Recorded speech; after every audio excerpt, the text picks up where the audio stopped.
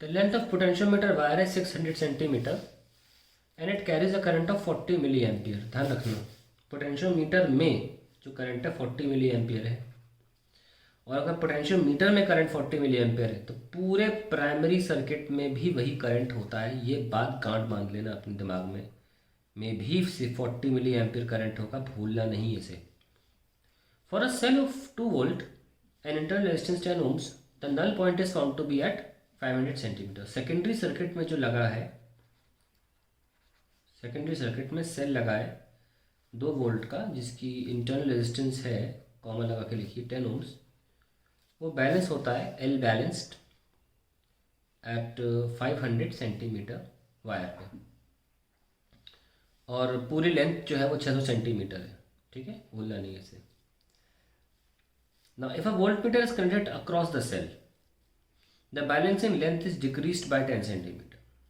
तो इसको हम L1 ले लें तो L2 आ जाएगा decreased by 10 centimetre, that is 490। यहाँ थोड़ा सा इनने आसान कर दिया क्वेश्चन, ये भी बच्चे पर छोड़ना चाहिए था कि वोल्ट मीटर पे शिफ्ट हो जाती है। बच्चा सोचे कि शिफ्ट राइट होगी लेफ्ट होगी, बता देता हूँ लेफ्ट क्यों हुई।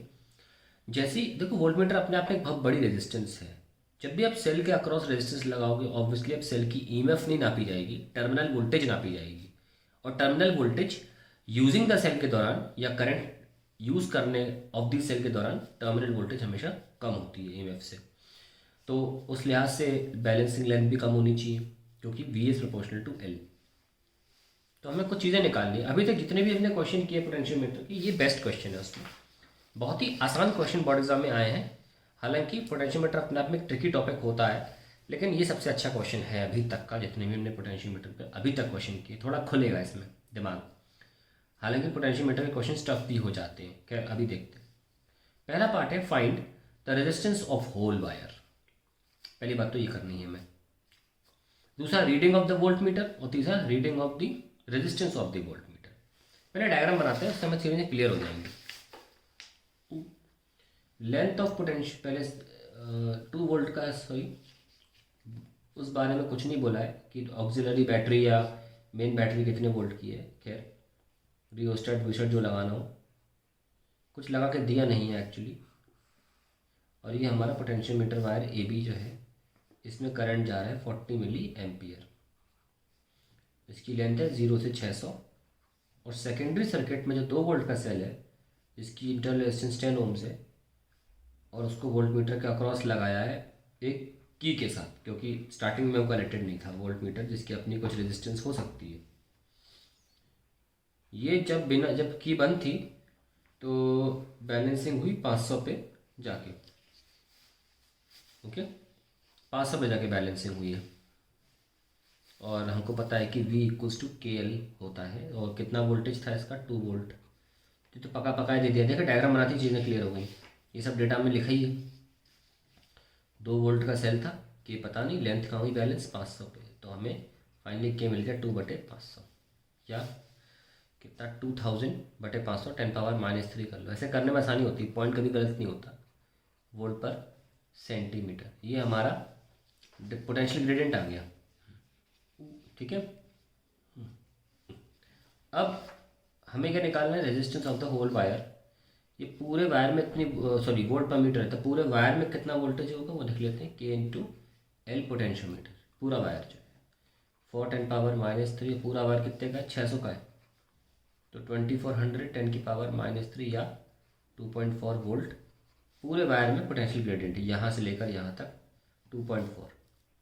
तो अगर हमने कोई रियोस्टेट नहीं लगाया है या कोई एक्सटर्नल रेजिस्टेंस नहीं लगाया, तो हम ये भी बोल सकते हैं कि इस सेल की वोल्टेज 2.4 वोल्ट है, क्योंकि सारा का सारा इसमें चला जाएगा, कुछ मेंशन भी नहीं किया है। तो अगर कोई ऐसा सवाल बने कि what is the battery voltage of the battery, यहाँ लगाइए, आप 2.4 बोल सकते हो, क्योंकि यहाँ पर 2.4 हो जाएगा या 0, क्योंकि कुछ मेंशन नहीं है कि सर्किट में कुछ और लगा हुआ है। यहाँ पे हम नेग्लिजिबल भी मान सकते हैं। हमको ये बात मिल गई, और हमको ये पता है कि इस वायर में करंट कितना जाता है 40 मिली एम्पीयर। तो अब रेजिस्टेंस निकल आएगा V/I से 2.4/40 10⁻³ तो ऊपर भेजो तो इट विल बी 2400/40 60 ohms। हमारा पहला आंसर अब आया है। देखा आपने कितना अच्छा क्वेश्चन है। बिना इस रास्ते को क्रॉस किए आप 60 ohm नहीं ला सकते, करना ही पड़ेगा ये। 60 ohm का फर्स्ट आंसर आ गया। चलिए खुश हो जाइए। अगला है reading of the volt meter. Volt meter क्या रीड करेगा भाई? वोल्ट मीटर तभी रीड करेगा जब पंथ करोगे, है ना। सेकेंड पार्ट उसको हम नॉर्मली कर देते हैं E/V-1 इंटू कैपिटल आर से। पर उसमें प्रॉब्लम है, यहाँ पर जो हमारा रेजिस्टेंस है वो वोल्ट मीटर की, जो हमको पता नहीं है। तो वोल्ट मीटर क्या रीड करेगा वो बता देता हूँ मैं, एक minute.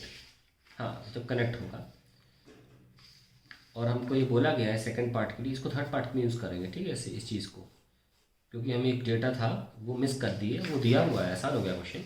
That is volt meter connect करने पर 490 लेंथ हो जाती है ना, तो ये तो तुरंत सॉल्व हो गया। वोल्ट मीटर की रीडिंग जैसे ही वोल्ट मीटर कनेक्ट किया, ये शिफ्ट होकर 490 पर आ गया, तो वोल्ट मीटर का लगा लो वही वी इस KL2 के कितना है 4×10⁻³ और ये 490 आ रहा है, ठीक है। चलिए आई मल्टीप्लाई कर लें, 49 4 196 होता है ना, 1960 10⁻³ कितना है 1.96 वोल्ट। पहला पार्ट भी दूसरा पार्ट भी हो गया, तो सिंपल था। अब आता है तीसरा पार्ट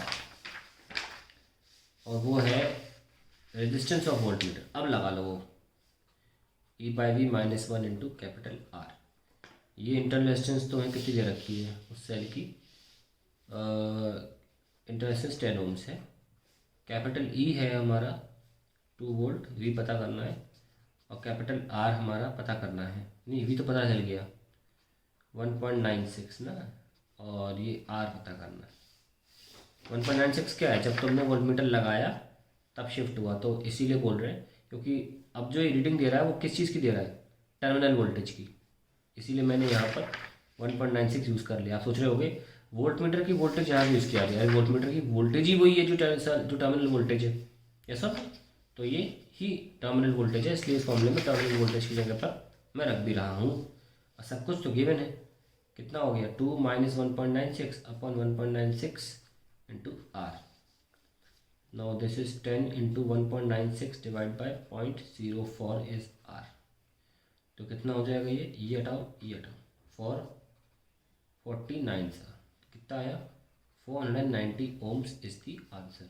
इतनी रेजिस्टेंस है हमारे वोल्टमीटर में, वोल्टमीटर की ये रेजिस्टेंस थी। तो आई होप ये क्वेश्चन क्लियर हो गया होगा।